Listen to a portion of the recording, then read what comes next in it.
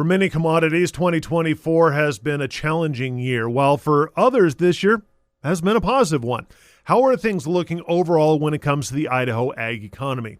Joining us on the PNW Ag Network hotline is Pat Hatzenbuehler, Associate Professor and Extension Specialist at the University of Idaho. And Pat, thanks so much for the time. So how would you describe the farm economy across the Gem State right now? With regard to current conditions, it's a pretty challenging environment in Idaho, just like in a lot of parts of the country. Prices, especially for crops, are lower for much of, and have been for much of 2024 relative to 2023. Livestock is a bit of a different story. So beef prices have been a bit higher, and so I think beef producers are maybe having fewer challenges with regard to expected income than on the crop side. And then dairy is a very one of the biggest is the biggest industry in the ag economy in Idaho, and so as the dairy industry performs, has a big influence on the overall Idaho ag economy. And the dairy industry has had some challenging times with regard to milk prices being somewhat low for much 2024, and looking to be a little bit higher, but generally pretty close to either at break even with regard to profits for dairymen, or maybe slightly below. So in general, the crop producers for most crops are facing challenging environment with regard to prices, and then but the livestock producers may be looking at a bit better situation.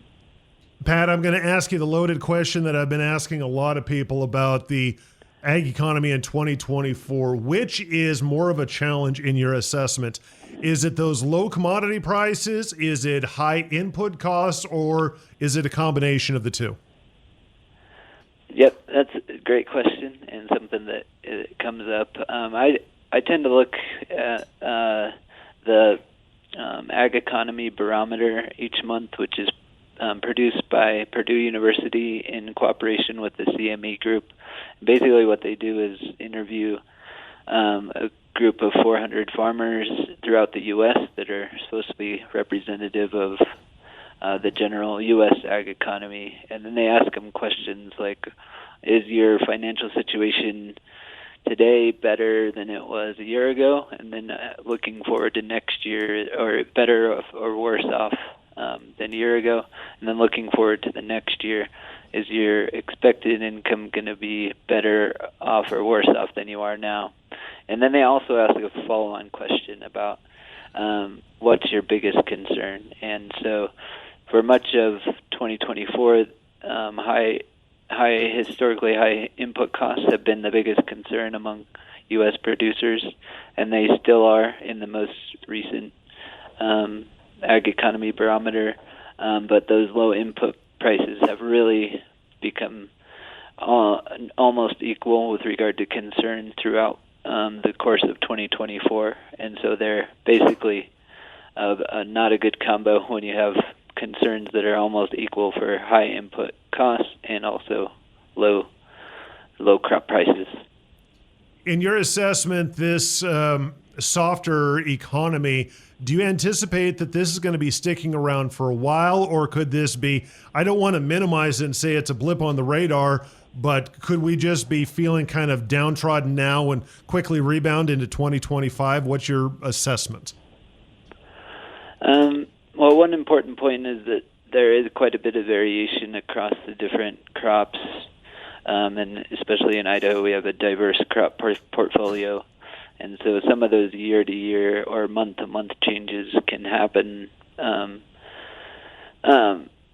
unexpectedly. So, for example, onions entered 2024 with actually pretty higher prices than much of 2023. And my understanding is some of the things in international markets had some influence on that, and they prices remained relatively high through much of early 2024.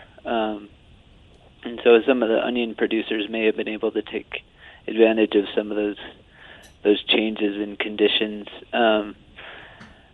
Well, and that being said, in consideration of what we just talked about with the input costs also remaining high, and so in that sense, overall profitability may not have changed all that much. But I just wanted to point out that those differences across the different crops can be important to keep in mind. But in a broad sense, it looks like, to my assessment, for at least the major crops, wheat and corn. Although we, in Idaho, we grow corn for dairies, not really the major crop or not the major crop in the region. But it looks like USDA is forecasting lower prices throughout its next crop year than they were into 2024. So unless something dramatic happens with regard to international production, for example, in one of the major crop producing countries, or something like that would have a big impact, it looks like, at least entering into the new crop year, that prices will remain low, and I'm not seeing any kind of evidence of dramatic changes on the input side. It looks like the input costs are remaining pretty stable with regard to fertilizer and seeds, especially. There is some continued decline in some inputs like fuel, for example, which is an important one depending on the operation. So diesel prices have continued to come down. But in a broad sense, I don't foresee anything like immediate that would allow for a rapid bounce back with regard to farm income into 2025. But something could change. Pat, before we let you go today, I wanted to get your take. What will you be watching, either domestically across the United States or internationally, that could really have a big impact on the Idaho ag economy? So I mentioned that the dairy industry is the biggest component of the Idaho ag economy. So keeping an eye on milk prices over the next year, how those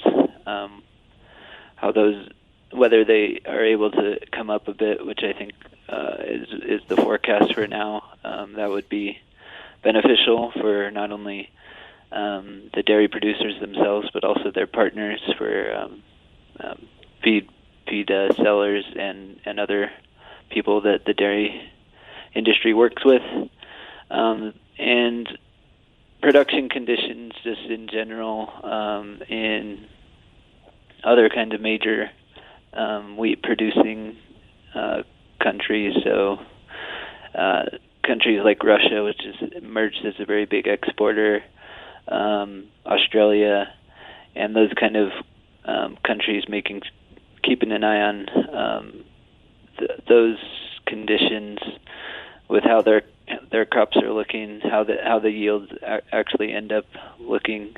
It could provide some opportunities for prices to increase if yields end up being somewhat lower than expected in those countries. But as far as it looks right now for the USDA reports and others who are keeping an eye on things, it looks like the supplies in general in these major grains are going to remain globally pretty strong and high. And so when the supply is strong and there's a lot available, then that is a sign that that prices are going to be low if there's not a huge demand change. Pat Hatzenbuehler with the University of Idaho, thanks so much for joining us right here on the PNW Ag Network.